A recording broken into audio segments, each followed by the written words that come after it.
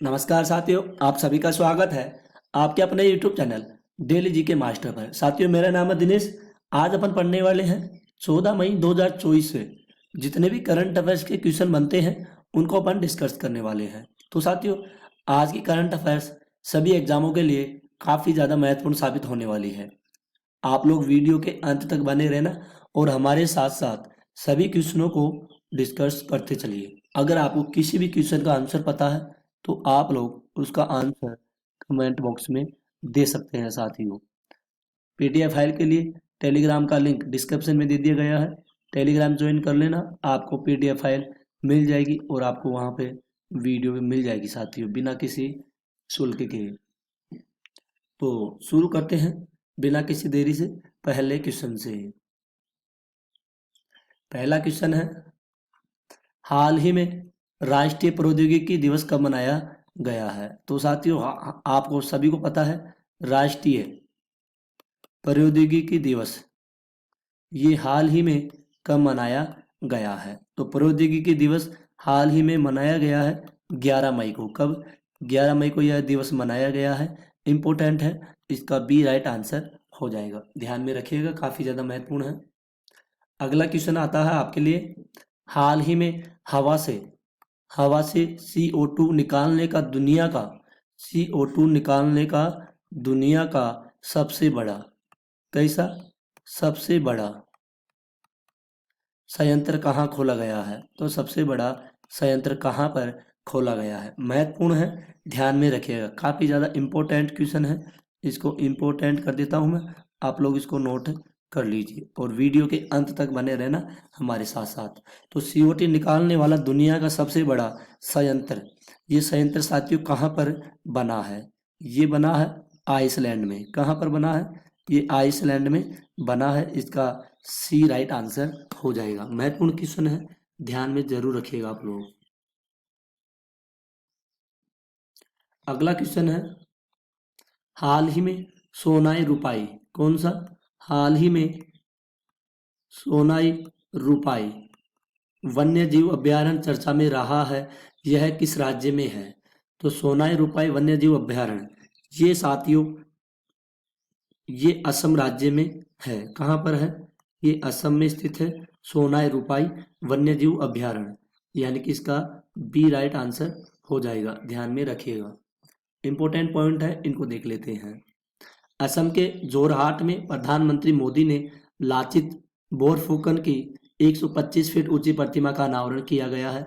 प्रधानमंत्री मोदी ने असम और अरुणाचल प्रदेश को जोड़ने वाली सेला टनल का उद्घाटन भी किया गया है।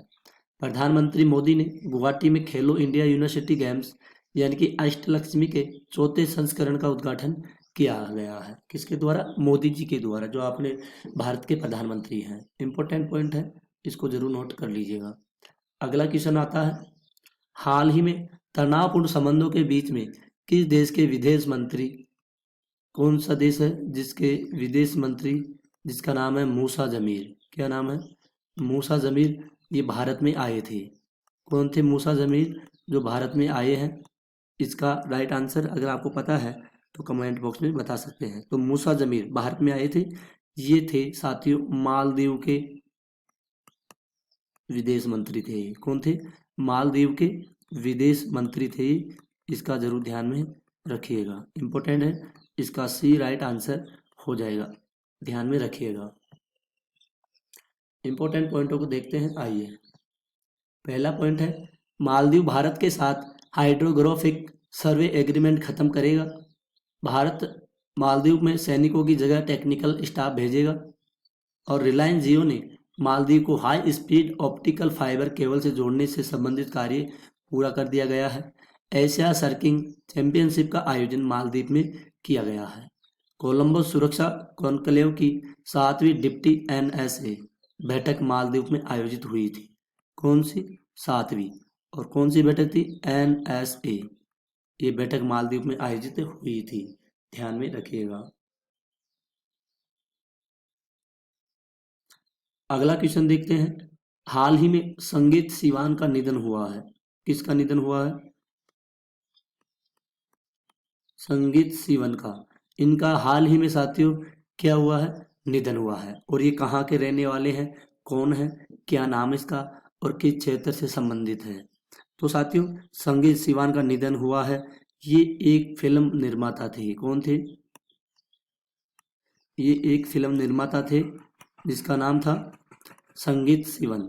इसका डी राइट आंसर हो जाएगा। इम्पोर्टेंट क्वेश्चन है, आप लोग इसको ध्यान में जरूर रखिएगा साथियों। अब बढ़ते हैं अगले क्वेश्चन की ओर जो काफ़ी ज़्यादा महत्वपूर्ण है। आप लोग वीडियो के अंत तक बने रहना हमारे साथ साथ। क्वेश्चन है, हाल ही में किस बैंक ने निष्क्रिय खाते 1 जून 2024 को बंद करने की घोषणा की गई है। 1 जून 2024 को बंद करने की घोषणा की गई है निष्क्रिय खाते। तो ये किया गया है पीएनबी, पंजाब नेशनल बैंक के द्वारा। इसका बी राइट आंसर हो जाएगा। इंपॉर्टेंट क्वेश्चन है, इसको भी आप लोग ध्यान में रखिएगा। अगला क्वेश्चन है साथियों, हाल ही में किसे इफको के हाल ही में किसे इफको के अध्यक्ष के रूप में चुना गया है। तो इफको के अध्यक्ष हाल ही में कौन है। इंपॉर्टेंट क्वेश्चन है साथियों। इफको के अध्यक्ष हाल ही में चुने गए हैं जिनका नाम है दिलीप संघानी। क्या नाम है, इनका नाम है दिलीप संघानी, जिनको हाल ही में इफको के नए अध्यक्ष के रूप में चुना गया है। इसका ए राइट आंसर हो जाएगा। इंपॉर्टेंट क्वेश्चन है, ध्यान में जरूर रखिएगा। आइए पॉइंट को देखते हैं। HDFC लाइफ ने अध्यक्ष के रूप में केके मिस्त्री को नियुक्त किया गया है। संजय भल्ला ने भारतीय नौसेना के चीफ ऑफ पर्सनल का पदभार संभाला है। सुबोध कुमार को आयुष मंत्रालय में निदेशक के रूप में नियुक्त किया गया है। और अगला है, राकेश सिंह को पेटीएम मनी के CEO के रूप में नियुक्त किया गया है। इंपॉर्टेंट है, ध्यान में रखिएगा। अगर साथियों आपको अपने DK सर की वीडियो क्वालिटी कंटेंट पसंद आए तो प्लीज़ साथियों चैनल को सब्सक्राइबर कीजिएगा और बेल आइकन को ऑन कर दीजिएगा।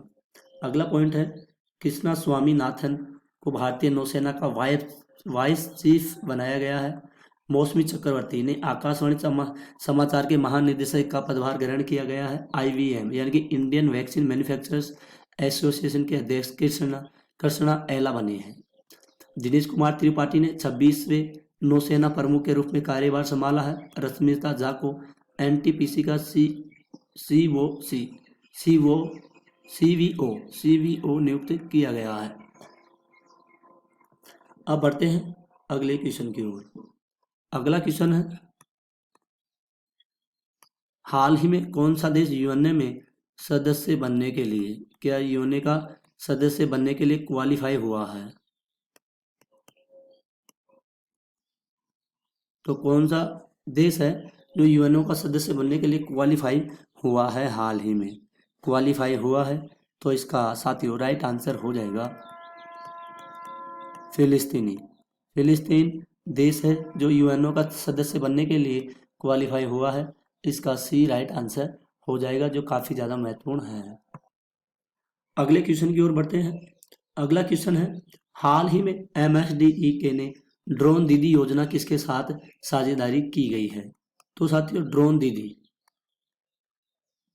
दीदी योजना ये किसके साथ साझेदारी की गई है। ड्रोन दीदी योजना ये साझेदारी की गई है साथियों महिंद्रा के साथ। किसके साथ, महिंद्रा कंपनी के साथ ड्रोन दीदी योजना को के साथ साझेदारी की गई है। इसका बी राइट आंसर हो जाएगा। अगला क्वेश्चन है, हाल ही में भारत की लोक कला और जनजातीय परंपराओं को दर्शाने वाली प्रदर्शनी स्वदेशी का आयोजन कहाँ पर हुआ है। तो स्वदेश का आयोजन हाल ही में कहाँ पर किया गया है। तो इसका आयोजन हुआ है साथियों दुबई में। कहाँ पर, दुबई में भारत की लोक कला जनजातीय परंपराओं को दर्शाने वाली प्रदर्शनी स्वदेश का आयोजन किया गया है। कहाँ पर, दुबई में। इसका ए राइट आंसर हो जाएगा। इंपॉर्टेंट क्वेश्चन है, ध्यान में जरूर रखिएगा। अगला क्वेश्चन है, हाल ही में किस देश की संसद ने, कौन से देश की संसद ने कैदियों को सेना में शामिल होने की अनुमति देने वाला विधेयक पारित किया है। तो साथियों कैदियों को सेना में शामिल होने के लिए विधेयक पारित किया गया है। ये तो इम्पोर्टेंट हो गया, ये तो साथियों ट्रेंडिंग न्यूज हो गई, इसको ध्यान में जरूर रखिएगा।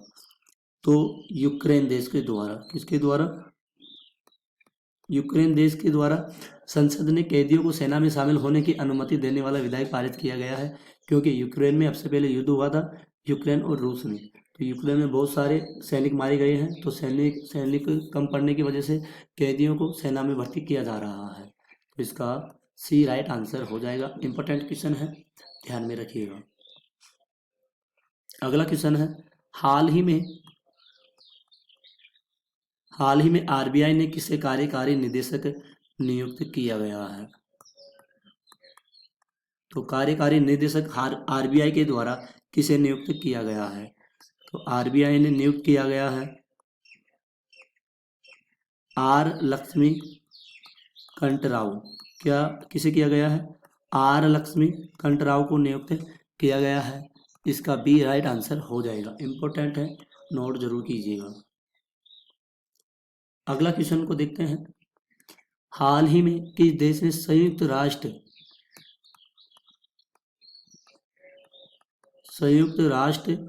Trust fund for counter terrorism में $5 लाख, कितने लाख डॉलर? $5 लाख का योगदान किया गया है? तो किस देश ने संयुक्त राष्ट्र ट्रस्ट फंड और काउंटर टेररिज्म में $5 लाख का योगदान दिया गया है? इंपॉर्टेंट है, $5 लाख का योगदान ये दिया गया है साथियों, किसके द्वारा? भारत सरकार के द्वारा दिया गया है।